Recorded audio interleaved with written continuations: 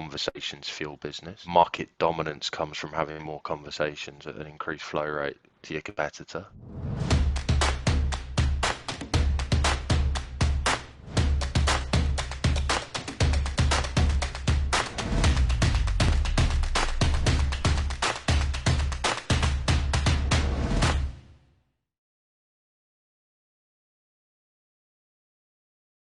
Taking away the number one friction that stops salespeople from creating human connections with other humans. And the reason why people believe the phone is an ineffective channel in 2021 is because there's not been any major innovation in the phone since the invention of the voicemail, Tom. Voicemail is actually an anti-business or a business prevention tool.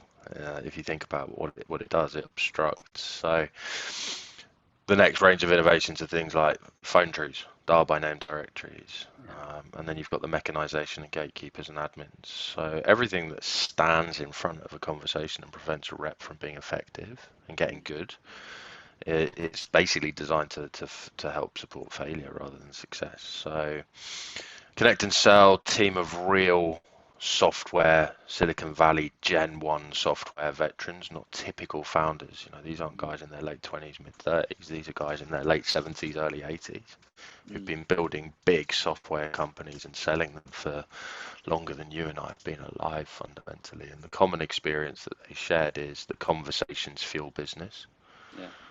Market dominance comes from having more conversations at an increased flow rate to your competitor. And it doesn't really matter if you don't book meetings off the conversation that you have today. The conversation that you have tomorrow with that person that you've already spoken to is more likely to succeed for you in terms of future value. So if I speak to Tom once today and he says no because he's busy, and I call him back next quarter and I refer to the conversation that we had, I'm starting the race 5 meters ahead every quarter to my opposition. And that's how you can go out and curate markets, by using a conversation first approach. Now, if only you could get all of that pesky waste out of the way, the 90 minutes that it takes to actually connect to one of those decision makers or prospects that you want to speak to. And that's essentially what we do. We act as a bypass mechanism for all of that horrendous $5 an hour phone operator work. And we return conversations back to salespeople at an enhanced flow rate. And I'm just looking at my data from this morning. I ran a session before you and I spoke, 1 hour, 14 minutes. I had 9 conversations with CEOs or chief revenue officers. It's incredible. 1 hour and 14 minutes. I set 3 meetings, which is not ever my primary objective. My primary objective is just to complete a conversation. 6 follow-ups, 1 referral. Here's what I didn't do. I didn't do 159 dials. 159 dials is representative of 10.5 man hours of human labor at 15 dials an hour. And I did that all in 1 hour, 14 minutes. Means I get to hang out with cool cats like you and talk shit about selling and the future of sales, right? Yeah. Otherwise, I'd be sweating and physically doing my job at an increased cost to my business. So. Yeah. I remember being an outbound rep doing cold calls, and what really frustrated me was actually the lack of conversation, because I wanted to practice, right? You do all the theory, you do like with your team, you do like pre-runs, but can never have enough conversations in the field. And it really felt like I was lagging behind there. I'd imagine it's really useful with that. Yeah, I mean, it really is. And in fact, what's the number one risk to churn for me as a customer or to success using calls as a weapon? It's always a variation on messaging and rep capability. So I can watch as many golf videos as I want. I'm a keen golfer. I'm not a very good golfer, but I can watch as many YouTube videos as I want and absorb and consume all that theory. But unless I'm actually going and playing golf with focused practice across the required competencies, backswing, contact, follow through, I'm never going to become a better golfer. And in the same vein, if all I'm doing is consuming whiteboard content in a classroom and role playing with my colleagues, brilliant. In that very forced theoretical scenario, I'm outstanding. In fact, I probably feel like I'm Jordan Belfort in Wolf of Wall Street. But the second I actually confront a salty chief revenue officer who's having a bad day because he's missed his number, and the last thing he wants is to be interrupted by Tom. Mm. And I tell Tom to bugger off in probably worse language. Tom's not going to want to pick up the phone again, because then he has to go through another 90 minutes before he has the next conversation and can simply rebound from that psychological issue. So the reason why it's important, though, is cold calling is still the highest converting channel for all outbound strategies that most people have. You know, we see a consistent flow rate of anywhere between 7 and 30% conversion. Nobody gets that in email. Nobody gets that in email or any other channels. So if only you could just double down on it. You know.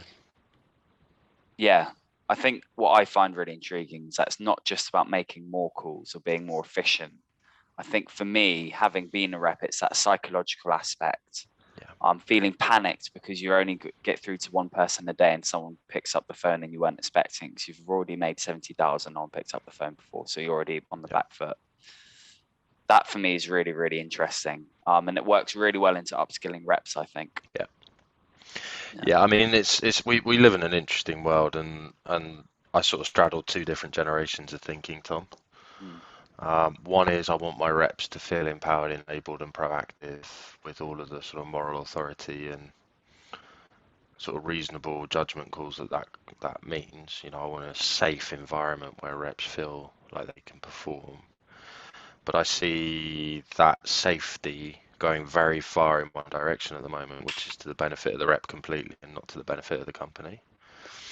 And because I touch and see so many different go-to-markets, one of my big fears for the future of selling is that a lot of sales development functions in particular feel a bit Lord of the Flies, where the sales development leadership's been tapped on the shoulder, been asked to do the job of manager for the first time, and they over-index the fluffy cultural stuff well over and above the skill acquisition as it relates to getting the job done.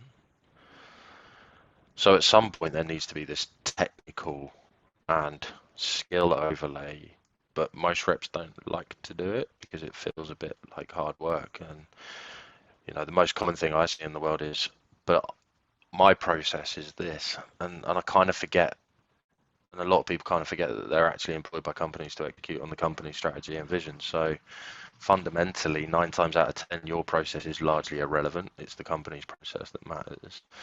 So trying to get that balance right between what's good for the company and the shareholders and the market and your customer versus what's good for the rep in terms of a safe space is a very, very delicate act. And you know, I don't know that a lot of companies are getting that balance particularly right at the moment. This is really important as we go forward, I think.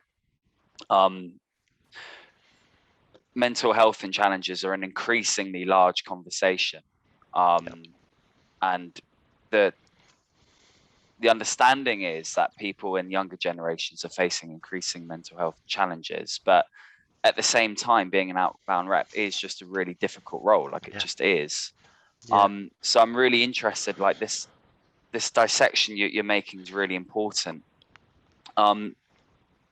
Interested to hear more about the cultural stuff you're talking about, which sometimes you think might get in the way of the skill overlay you mentioned. I think it's probably something that we see in funded companies more than we see in established and big companies, recently funded companies, because the employment dynamic's a little bit different. You don't necessarily have the same sort of salary impetus, market dominance, market presence, and product market fit that you might do. You know, if I'm, you know, SAP versus some ERP challenger that's only just got funded to Series A, you know, the dynamics are very different. You probably have to work harder in the incumbent than the recently funded company, and just naturally because there's very little in the way of systems and process. So what do we do in our employment brand? We over-index culture and perks, you know, the beer fridge, the office dog, the days out, and all that other stuff. You generally don't get that stuff in public companies, but you do get meaningful work with product market fit and systems and processes, and you can be a cog in a machine and still do exceptionally well. And I think as a result, the sort of WeWork, Google perks vibe has over-indexed to what ultimately matters for most people when they go to work, which is identifying a career stream that provides meaningful work and challenges. And I think one of the things that we've probably learned in COVID is that actually a lot of that extraneous employee brand stuff doesn't really matter anymore.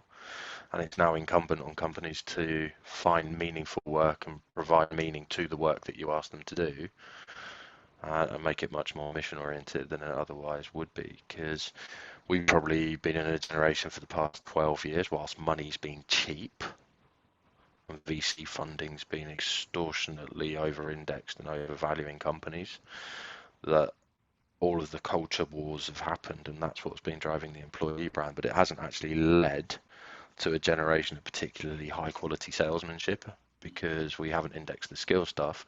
We've indexed, can we fund our company, not can we bootstrap our company. If you're going to bootstrap your company, guess what? You need to have a bloody good sales engine and be willing to iterate, refine, measure, test, and get better all the time. Whereas if you go into market to get funded, then that stuff doesn't really matter. So, again, it's that tension. One of the big mistakes that a lot of companies make as well is allowing reps to design strategy. And they're just not mature enough to do it because they don't understand the corporate vision. They're not the strategy owner, which is the CEO of the company. So we sort of see this inverse pyramid where your least experienced person gets given the hardest job in the company to do and then has to come up with the strategy on how to do it. Whereas my thesis at making reps better is to remove all of that friction completely and comprehensively, mandate the strategy, and then have them execute every single day so that they can accrue evidence about how to get better and work with them to get better at their job and create a meaningful career path. And I believe one of the reasons why so many reps burn out early in their careers and churn out of what is a very noble profession is because we don't index mandated work and strategy to them to make their life easier, and we don't enable them with the right tool, systems, processes to do better. And I was having this conversation last night with a friend of mine, Greg Freeman, who's a friend to Rory and Kluster as well. And I'm seeing a big turn in the market where a lot of VPs are saying, I don't necessarily want the headache of recruitment management and coaching anymore because I don't know that it's as rewarding as it should be. And I found that a really telling and interesting observation. What would be making it less rewarding as it should be, do you think, from Greg's perspective? I think it's from a lot of people's perspective. We probably see an entitlement in a lot of sales development reps today, where they want to get promoted early, where they think they've got a lot of the answers, where they think they can move up into the next job, where they want to do the quota carrying work. They don't necessarily want to do the hard yards of pipeline development, pipeline generation. I think one of the things is, average tenure for a VP of sales in a high growth software company, according to the revenue collectors, about 15 months now. Yeah. Because the revenue pressure is intense, the numbers are badly managed because the funding round is badly executed and the investors are putting inordinate amount of pressure on people, which means that the VP never gets the chance to tell the SDRs why their work is important for the length of time that they need to be doing it. So when you've got that top-down pressure hitting the VP, and then you've got all the ticky-tack tactical stuff of management, like, I left my laptop at my girlfriend's house last night, kind of stuff. And, some of the stuff that, young 20x-year-olds make as life decisions because they're not fully formed yet and they don't know what's good, what's bad, and they're still figuring themselves out yet. A lot of people just don't have empathy for that. And so you've currently got this sort of other groundswell of sort of issues that you have to deal with on a daily basis from a people point of view. And those little micro issues compound quite quickly, don't they? And then you've got resignation threats, you've got recruitment issues, you've got sort of compounding issues there, and you've got people that are like, Greg, Gerry, tugging on your sort of shirt sleeves going, when can I get promoted? And not really understanding why. So it's a tough job, and it's a tough job for a range of reasons, but it's probably the one job in the company where the employee assumes most of the risk for very little reward based on the tenure, term, and seasonality of cycles that we see for VP hiring right now. You never really quite get the liquidity event that you join the company for, and all these other things. So it all just compounds all the time. So when you speak to guys that are probably in my age, sort of 40s plus, they want to find ways to execute ruthlessly well, but without necessarily having the headcount burden. Whereas I see a lot of sort of mid-30 first-time VPs who love the idea of headcount because that validates their career if they've got big teams. Yeah. The one thing that we never see anybody over-indexing anymore is, did I hit revenue number, and did I do it at the right margin intensity to create more value for the company? And I worry for the state of professional selling a little bit when I see that one trend emerge. Yeah, so based on what you said, there's almost a juxtaposition or a meeting of two forces. For me, it's the craziness of SaaS, which, as you pointed out, is like almost an absurdly like funded and run thing. In some ways, it is like the aggressiveness of the growth, like the amount of money that's being thrown around. With then like younger people and their expectations to live a fulfilling life straight away, and with very specific views on what that means and the entitlement that comes with that. And then these two things meet, and then there's tension. I think that's what I'm. I think that's some of what I'm digressing from what you're. Oh, Tom, saying. absolutely, you've summarised it perfectly. It took Yeah. me about 40 minutes to come to that conclusion and say it Yeah. eloquently, and you've done it in 2.5 seconds. So, no, but I think that there is that tension, and there's just generally a sense of dissatisfaction as a result. So yeah, I mean, it's just a fascinating world that we live in. We choose to live in this world or we don't. A lot of people just stumble into a professional sales career because they're devoid of other options and they need to make money, and it seems to be a way to do it, to live a lifestyle. 10% get addicted, like I did. I couldn't imagine doing anything else now, mainly because I'm too old. But also, a lot of people realize it's not for them, and that's perfect situation as well, because it's an unnatural act, right? The goal of outbound selling is fundamentally an unnatural act, and I posted on this on LinkedIn today. Think about it. From the age of X years old, we're taught not to speak to strangers. We're taught not to talk about money in company because it's regarded as crass and rude. We're taught, not to be an interruption. We're taught not to really think particularly critically and come up with a different way of presenting information. All of our education and the way that we're structured in the West is to consume information, not to think particularly. So you've got all of these forces from the age of 5 years old where you're told not to be persistent, interrupting, transformative or critical of the way things are done today. The best professional sellers are from a change into a change state, right? And they're challenging and they're consistently in your face in the right way. And it's a very rare human being that can unpick all of that conditioning from the age of 5 to the age of 25 and do the unnatural things to be successful at selling. So a lot of people don't know what they're sort of entering. They don't know what it actually means. But I'm buying some stuff at the moment, and there's one enterprise seller in particular that I'm dealing with who is relentless. I get like 4 to 5 WhatsApp messages a day. Really? Yeah, but actually I look at that and I go, he's taking control and he's doing the things that he needs to do to ensure that he's de-risking everything that he possibly can do. He's 1 in 100. The other 99 people wouldn't be doing that. But he's learned that it doesn't matter, really. The likability stuff doesn't matter so much. And it's hard for people to hear this in the world that we live in today.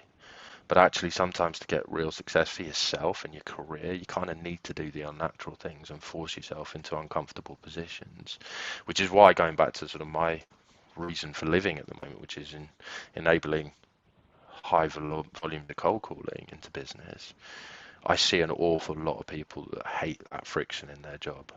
Yeah, it is the job.